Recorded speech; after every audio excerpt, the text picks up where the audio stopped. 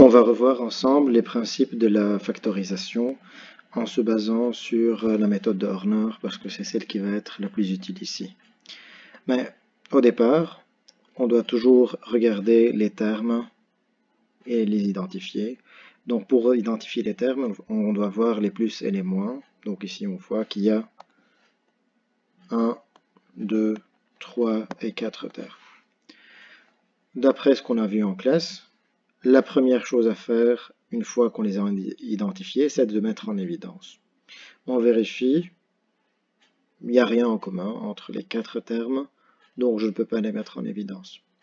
Alors on continue sur notre organigramme et on a vu que selon le nombre de termes, ici on a 4 termes, on utilise la méthode de groupement 2 par 2 ou la loi du reste. La méthode du groupement, bon, on va la tester ici pour voir si ça nous donne quelque chose. Je peux commencer à grouper les deux premiers ensemble et les deux suivants. Donc on voit qu'ils ont le x carré pour les deux premiers. On obtient 2x plus 1. Mais pour les deux suivants, ils n'ont rien en commun. Bon, je peux dire que ça devient un terme. Mais non, ce n'est pas la même parenthèse. Donc je ne peux pas continuer avec ce choix. Je pourrais dire, allez, pourquoi pas le premier et le troisième. Bon, 2x au cube et moins 8x, ils vont avoir le x qui est en commun, 2x. Donc on aura x au carré moins 4. Et de l'autre côté, on a le plus x carré plus 5. Et là aussi, on ne peut pas mettre en évidence. C'est vrai que ça, c'est un binôme conjugué. Mais en tout cas, on bloque après.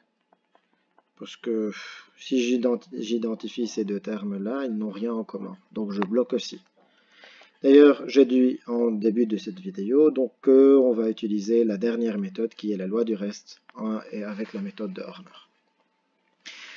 Donc on a là la méthode. Donc d'abord, il faut lister tous les diviseurs du terme indépendant, remplacer pour savoir quel est le diviseur qui est nul, l'expression, effectuer la division et puis factoriser. C'est ce qu'on va faire maintenant. Oui, je vais tout dire. Ok. Donc, le terme indépendant, c'est le terme qui n'a pas de x. Ses diviseurs sont plus ou moins 1 et plus ou moins 5.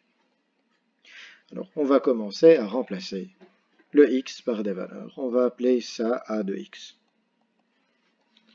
Donc, comme ça, on aura a de 1 qui est égal à 2 fois 1 au cube, donc 2 fois 1, plus 1 au carré, plus 1, moins 8, fois 1, plus 5. On additionne les termes positifs. C'est plus facile pour faire les calculs. Les positifs sont 2 plus 1, 3 plus 5, 8. 8 moins 8, ça fait 0. Ok. Comme le 1 s'est annulé, on peut dire que a de x est divisible par un certain diviseur des deux x, qui est x moins 1. Et ça, c'est très important. Si le 1 a fonctionné, il est divisible par x moins 1, pour la simple raison qu'avec la loi de Horner, on avait vu qu'on met x moins 1 égale à 0, x est égal à 1, c'est ce qu'on met au niveau du tableau à gauche. C'est ce 1 qui va être là, il coïncide avec ce qu'on avait vu. Bon, je sais que je vais un peu trop rapidement, parce que ce n'est pas vraiment la méthode qu'on va réexpliquer, c'est la factorisation. On va mettre l'axe sur ça. Donc comment faire la méthode de Horner? On va d'abord vérifier si tous les termes sont là.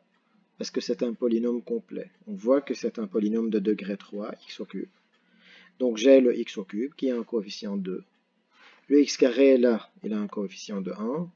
Le coefficient du x c'est le moins 8 et le coefficient du terme indépendant qui est x0, voilà c'est 5. Si jamais on n'avait pas ça, alors je mets un 0. S'il n'est pas complet, on va remplacer les termes manquants par un coefficient 0. Et un rappel pour le tableau, en descendant on additionne avec ce qu'on a, donc c'est un 2, en montant en diagonale, on multiplie par le coefficient qui est à gauche, le 1. 2 fois 1, ça fait 2. On additionne, ça fait 3. On multiplie par 1, ça reste 3. On additionne, c'est moins 5. On multiplie par 1, ça fait moins 5. Et on additionne pour obtenir 0. Donc, ce qui est bien, c'est qu'on a su trouver le même reste avec les deux méthodes. Et c'est comme ça qu'on peut être sûr qu'on a bien fait. Donc la factorisation, c'est 2x au cube plus x au carré moins 8x plus 5, qui est égal à x moins 1 fois quelque chose. Et là, on regarde que le degré était 3. Donc on a un degré 1. Ce qui manque, c'est un degré 2. Et c'est logique, parce que x fois x au carré, ça donne bien x au cube. Et maintenant, je complète avec les coefficients du tableau.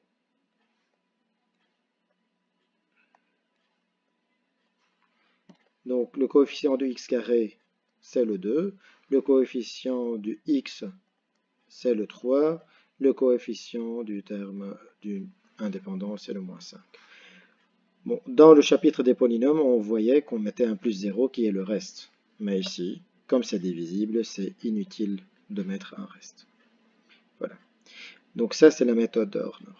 Mais attention aux évaluations, vous devez tout le temps vérifier si vous pouvez aller plus loin. Donc, on va refaire le même travail pour la nouvelle parenthèse. Alors, on va se poser la question suivante. Est-ce qu'on peut factoriser le 2x au carré plus 3x moins 1? Donc, je vais le recopier là. Parce que c'est comme si on a un nouvel exercice. 2x au carré plus 3x moins 1 qu'on veut essayer de factoriser en utilisant la même méthode. Donc, ce n'est pas un carré parfait. Je vais trouver les diviseurs. Plus ou moins 1, plus ou moins 5, comme tout à l'heure. Je continue. Et là, je remplace, je ne peux plus l'appeler A, c'est B de x. Et je vais calculer B de 1, encore une fois. Je commence par le plus simple. Donc, c'est 2 plus 3 moins 5. Et ça fait bien 0. Donc, B de x est aussi divisible par x moins 1. Je fais une autre fois. Attention, ce n'est pas tout le temps le 1 qui fonctionne. On va tester jusqu'à obtenir 1 qui fonctionne. Là, c'est le diviseur 1 qui a fonctionné. Comme on a vu tout à l'heure, je prends les coefficients. 2, le 3, le moins 5, 2, 3 et moins 5. Et on commence.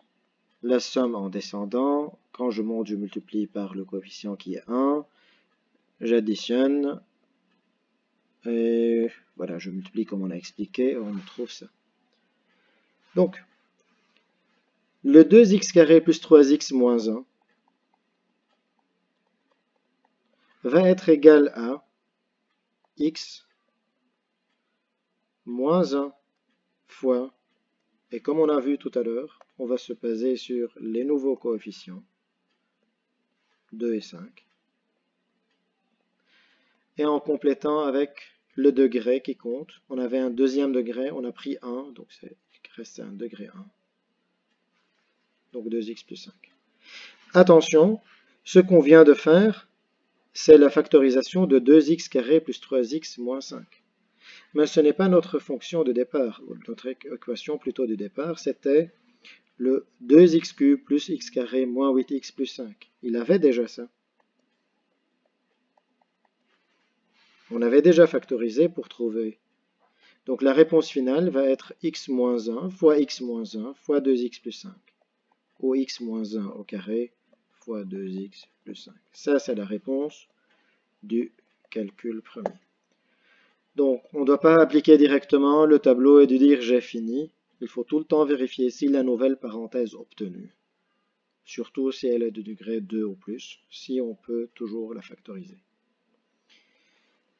Voilà, donc il y a d'autres vidéos sur les polynômes, la factorisation des polynômes et tout, donc je vous invite à les regarder pour approfondir et n'hésitez pas à poser vos questions.